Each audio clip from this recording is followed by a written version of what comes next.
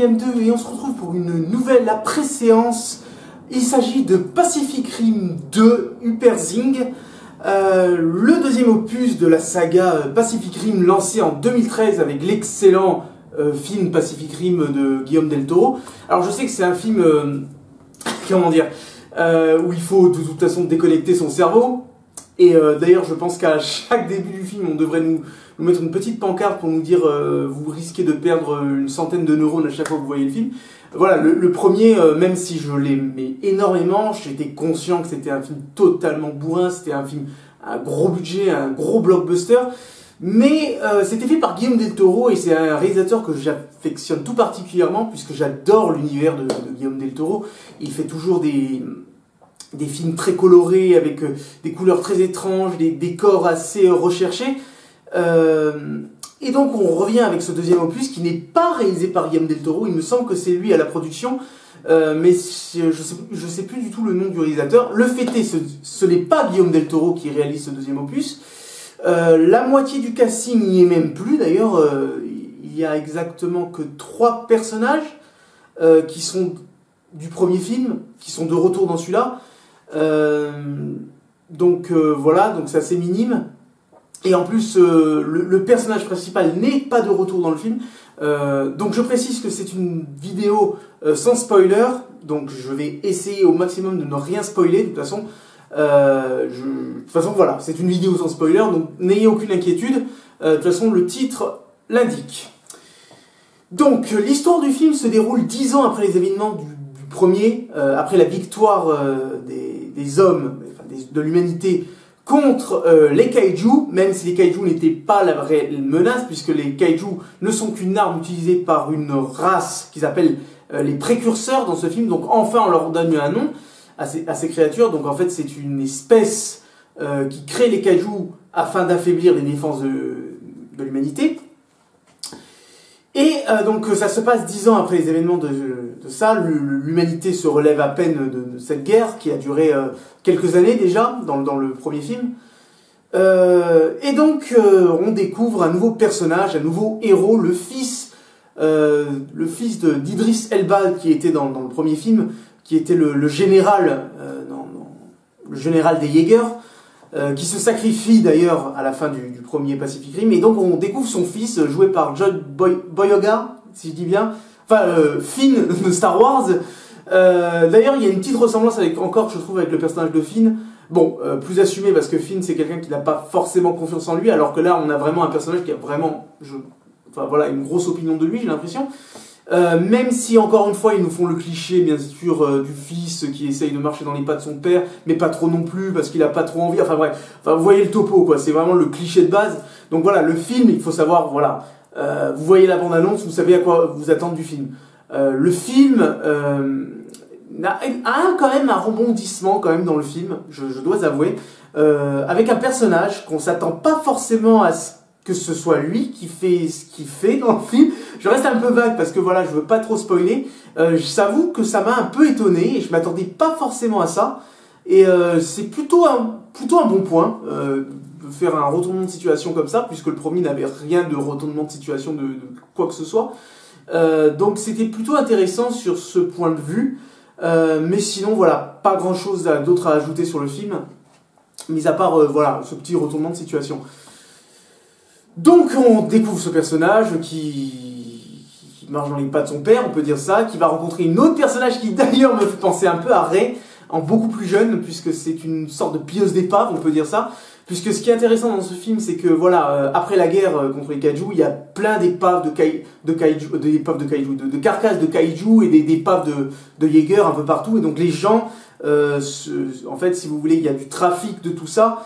Et il y a même des personnes qui créent des Jaeger illégaux, ce qui est plutôt intéressant. Et d'ailleurs, il y a un petit Jaeger que cette fille, je sais plus du tout le nom de la fille, qui crée Creeper, ou je sais plus. Enfin, il a un petit nom sympa et le robot est plutôt sympa. Il est tout petit comparé aux autres Jaeger enfin, le robot il doit être comme ça, alors que les autres ils sont comme ça. Enfin, au début, il y a même une course-poursuite entre 2 Jaeger. Et je trouve ça intéressant le fait de réutiliser en fait la technologie qu'il y avait du premier pour le réutiliser ici. C'était un peu ce qu'ils avaient fait avec Independence Day, et c'est là où je vais en venir. C'est vrai que le film me fait vraiment penser à Independence Day 2 en fait. Je vais m'expliquer. En fait, je trouve d'ailleurs que même le premier Pacific Rim, il y a quand même un lien entre, je trouve, Pacific Rim et Independence Day. Donc c'est des aliens qui envoient, soit leurs machines ou soit leurs monstres détruire nos installations. Dans Independence Day, c'était les soucoupes volantes. Là, c'est les kaiju. Donc c'est d'ailleurs les créatures se ressemblent un petit peu, je trouve. Et donc on arrive dans le premier épisode à les vaincre et on croit que ça y est, tout est fini. Voilà. Et ils reviennent avec un deuxième épisode, pareil que pour Independence Day. Et là, ils essayent de faire tout en plus grand, en fait. Vous voyez, dans Independence Day 2, ils ont fait un vaisseau beaucoup plus grand qu'il fait la moitié de la Terre, quoi. Et là, ils ont fait, par exemple, à la fin, un énorme kaiju. Je vous spoil rien, il y a tout dans les bandes annonces. Donc, qu'est-ce que j'ai pensé du film? Le film est très simple, hein. C'est pas la liste de Schindler que je suis allé voir. Le film est très très simple. Franchement, il tient sur un morceau de mouchoir, quoi. Et le scénario est d'une simplicité enfantine. Donc voilà, comme je vous ai dit, il faut vraiment déconnecter son cerveau quand vous allez voir ce type de film, parce qu'il y a quand même des trucs assez loufoques. Mais le film est plutôt sympa, c'est plutôt... comment dire, c'est pas une mauvaise suite, c'est pas le film de l'année non plus, ça sera certainement pas il sera pas dans les 5 premiers que je préfère de cette année. Le film est plutôt sympa, voilà, j'ai passé un bon moment devant. Qu'est-ce que je peux rajouter d'autre? J'ai pas grand chose à dire, la réalisation est plutôt sympa, même si c'est pas celle de Guillaume Del Toro, et en particulier sur les décors et la couleur, parce que ce qui était intéressant dans le premier de Guillaume Del Toro, c'est que la plupart du temps les combats se passaient de nuit, dans des paysages comme Hong Kong, qui sont vraiment des paysages très colorés avec beaucoup de lumière et tout, et plus la lumière en plus des kaiju, qui ont toujours des petites lumières bleues très réfléchissantes, avec la couleur des Jaegers, enfin ça donnait vraiment des images magnifiques. En plus, quand les Jaegers frappaient les kaiju et que le sang giclait, leur sang est bleu fluo, et ça rendait vraiment un rendu magnifique, je trouvais. Et là, voilà, c'est un peu ce qui se passe avec Independence Day 2, pareil, c'est que le rendu est moins beau, je trouve, visuellement moins beau, moins impressionnant et moins beau surtout. Plus impressionnant, bon, bien sûr, les chorégraphies, les combats, tout ça sont beaucoup plus impressionnants dans ce film. On voit vraiment que là ils ont mis le paquet, en particulier à la bataille finale. Donc voilà, on voit vraiment que les effets spéciaux sont toujours au top, bien évidemment. Il y a vraiment de très rares moments où j'ai vu un peu la supercherie des effets spéciaux, mais sinon, grosso merdo, c'était plutôt bon. Donc voilà. Donc qu'est-ce que je pourrais rajouter? Ah oui, il y a quand même des trucs qui m'ont un peu fâché dans ce film, c'est que le film prend son temps, encore. Le premier prenait beaucoup son temps, finalement, parce que bon, après c'était le premier et tout, mais finalement, pour un film de monstre, je trouvais qu'il prenait son temps, et là, il fait la même chose, mais en moins bon, pour une raison assez particulière, c'est que... Est-ce que je peux vous le dire ou pas? Je vais rester assez vague. Les kaijus sont moins présentes dans le premier. Il y a une autre menace dans le film que les kaijus. Enfin, c'est des kaijus, mais on peut pas vraiment appeler ça des kaijus comme on a l'habitude de voir. Donc, je vous laisse voir ça dans le film. Donc, on perd plus de temps avec cette espèce de menace qui dure pratiquement jusqu'à la fin du film. Et enfin, après, on voit les kaijus. Mais voilà, je trouve que c'est un peu dommage d'avoir autant tardé à faire venir les kaijus dans le monde des hommes, puisque tout l'intérêt c'est de refaire revenir les kaijus, de réouvrir la brèche, et c'est fait assez facilement, on va dire, et ça met du temps quand même à arriver. Après, qu'est-ce que je peux rajouter en plus? Les acteurs sont plutôt sympas, bon, ils sont pas toujours très bons, en particulier les jeunes. Le casting des jeunes n'est pas... Voilà, il est sympa, mais sans plus. Il y a juste vraiment la fille que j'ai vraiment bien aimée. La relation qu'elle a avec le personnage de John Boyega, je pense que je vais l'appeler Finn. Hein. On va l'appeler Finn parce que décidément, ce personnage va lui coller jusqu'à la fin de sa vie, je pense. Ça va être Finn tout le temps. On l'appellera Finn, hein, excusez-moi, parce que je sais plus son nom. Pentecost. Non, ça c'était son père. Enfin, il a le nom de son père, ce qui est logique. Enfin bref, il a une relation avec elle plutôt sympa, mais je trouve que c'est pas la même relation qu'il y avait par exemple avec Beckett et Mako, que je trouvais vraiment une relation vraiment très sympa entre les deux, surtout la dérive, puisque tout l'intérêt des Jaeger et des pilotes de Jaeger, c'est de faire une dérive, c'est-à-dire de connecter leur esprit pour combattre mieux le Jaeger, le kaiju, donc ce qui permet de manipuler mieux le Jaeger. Là pour le coup, c'est pas pareil, hein. Et en plus, c'est deux personnages qui sont en rivalité, qui pilotent le Jaeger principal, ce que je trouve assez idiot et un peu tordu, puisque il faut, normalement pour la dérive, il faut quelqu'un de compatible. Enfin, voilà, le premier avait mieux géré ça, la dérive, et d'ailleurs je voulais que ce film nous explique un peu plus sur la dérive, je voulais que ce film nous explique un petit peu plus qui sont réellement les kaiju, et surtout qui sont vraiment ces espèces de créateurs de kaiju. Malheureusement, on ne s'attarde pas dessus en fait. Qu'est-ce que je peux encore ajouter? Oui, bon, alors oui, il essaye d'être plus gros, plus impressionnant et tout, mais personnellement, j'ai préféré le premier. Il est pas dégueu, hein. Je dis pas qu'il est dégueu, c'est un bon film, enfin, bon film, c'est un bon gros blockbuster bien bourrin et complètement décérébré qu'on adore voir. C'est vraiment un film que je vous recommande d'aller voir avec une bande de potes, si vous avez envie de vous faire un pur délire. Après, je peux comprendre que c'est pas du tout le délire, parce que quand même, des gros monstres qui combattent des... Mais en tout cas, voilà, je vous recommande ce film si vous avez...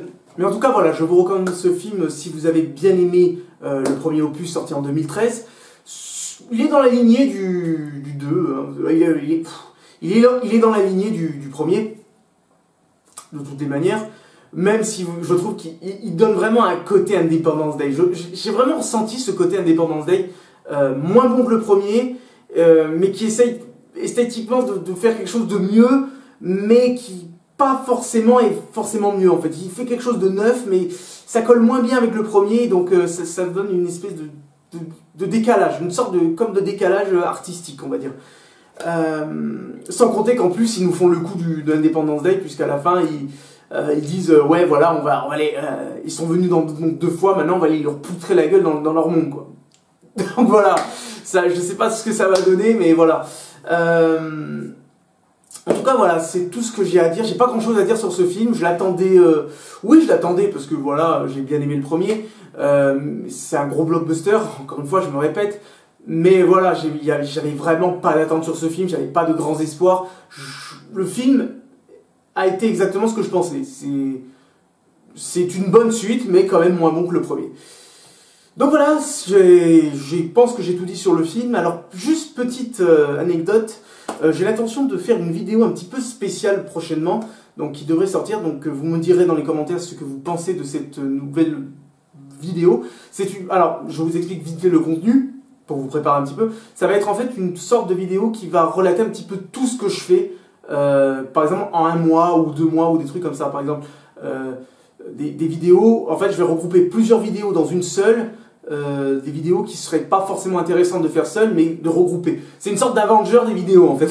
C'est un peu con, mais c'est un peu ça en fait. C'est en fait par exemple, je vais vous présenter une figurine que j'ai reçue, je vais vous dire ce que j'ai pensé par exemple de films que j'ai pu voir, que j'ai pas fait d'après-séance sur les films et que j'ai pu voir comme ça, donc faire des après-séances de 5 minutes sur un film, vous présenter un jeu vidéo par exemple, auquel je joue actuellement. Il s'agit de Monster Hunter, enfin, voilà, je vous présenterai un petit peu ça, une nouvelle figurine que j'ai, enfin des trucs comme ça.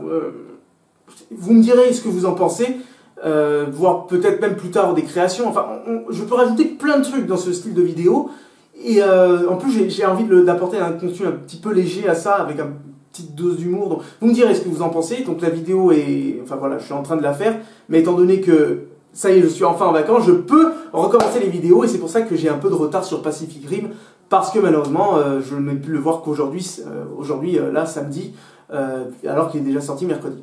En tout cas, voilà, c'est tout ce que j'avais à dire pour cette vidéo, et surtout cette après-séance de Pacific Rim 2. Je vous encourage à aller le voir, ça c'est sûr. Si vous avez aimé le premier, je pense que vous ne pourrez qu'aimer le deuxième, mais personnellement, je le trouve quand même moins bon que le premier. Voilà, c'est tout ce que j'avais à dire et je vous dis à une prochaine vidéo. Ciao. Eh ben, il est plutôt balèze.